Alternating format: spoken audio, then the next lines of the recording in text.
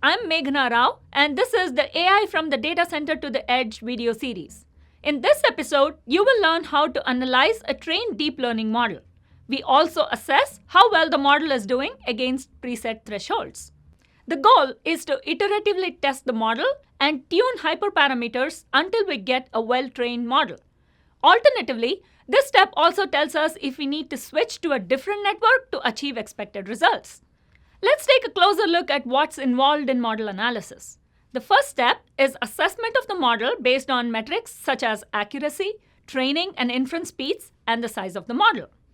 If the model is not performing well against preset thresholds for the above metrics, we tune hyperparameters such as gradient descent, momentum, solver type, and batch size. This, as we learn in the course, is an iterative process. We repeat training with the same network until desired results are obtained, or we choose a different network and repeat. The course teaches techniques like confusion matrix, classification report, and ROC plot for model analysis. Thanks for watching this episode of AI from the Data Center to the Edge. Make sure to check out the links to register for the course. You can complete the lecture and the notebooks listed in the resources for this course, and join me in the next episode to learn more about deploying a model to the edge.